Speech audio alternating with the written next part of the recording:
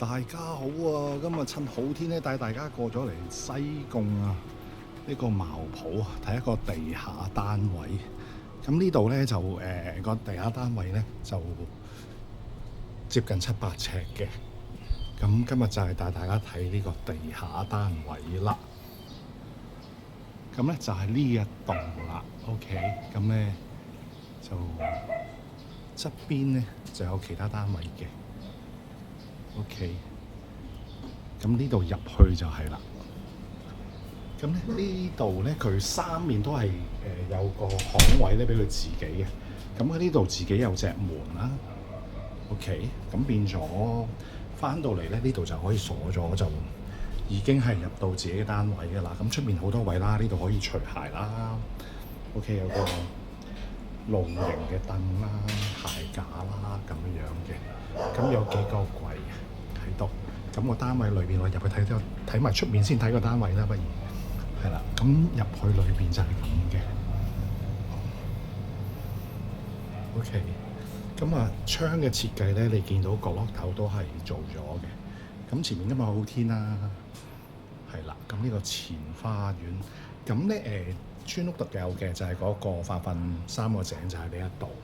咁啊封得好好嘅。咁啊我哋呢啲天氣嚟到聞咧都係冇味嘅，落大雨都嚟過，咁就都係做得好好嘅防水。咁你見個天花咧完全係好靚仔嘅。咁我做埋個雨擋，咁變咗落雨咧就唔係咁撇入嚟啦。咁呢邊咧就有個棚添嘅3面，咁前面仲有隻門都係自己嘅側門嚟嘅。OK， 係啦。咁外牆做得好好啦。咁啲渠位咧依然都係好新淨嘅，係啦。雖然你話42年樓咧，咁但係完全睇唔出啦。OK， 好。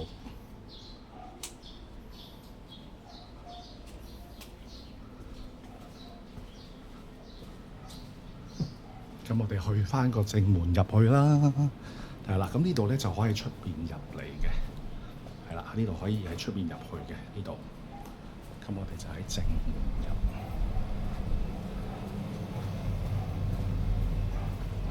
OK， 呢度咧佢做咗個密碼鎖，咁咧佢就做咗個開放式嘅廳啦，只係間住一房嘅啫。咁你望一望間房先，係啦，間房就係咁嘅，好情調啊。係啦，一張雙人床，咁就兩邊單邊，咁佢係用個隻櫃咧，呢個櫃位咧就遮咗嘅，係啦。開少少俾你睇睇，係啦，個櫃位嚟嘅，係啦。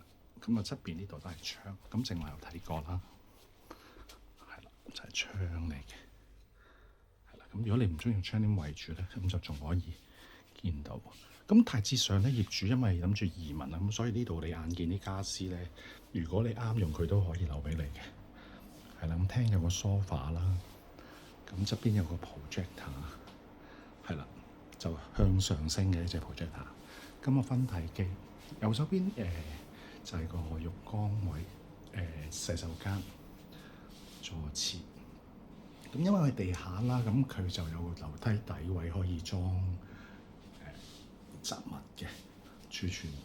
咁廁所呢度咧都仲有幾個闊櫃桶可以裝嘢，係啦。咁啊好 keep 嘢幾好。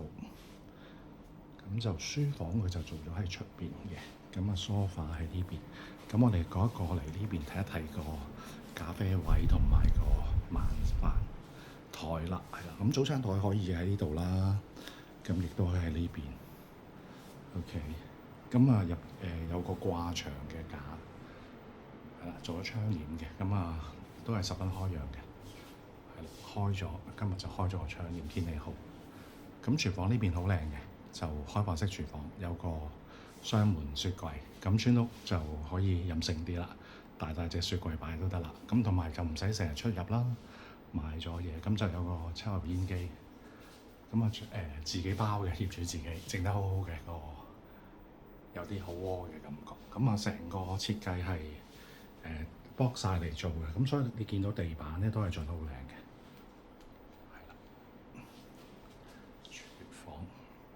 咁呢個台面石啦，有櫃頂，可以擺好多調味片。有個洗碗碟機，有個焗爐、雪櫃，係啦。咁過翻嚟咧就係個書房位置啦。OK，咁亦都係有窗啦兩邊。咁就廳同書房分別咧就有兩部嘅分體機嘅，係啦。咁大致上呢個單位就一眼睇晒啦。咁如果有興趣咧，業主可以安排睇樓嘅，隨時都咁啊。想聯絡睇樓咧，可以聯絡我啦。多謝大家。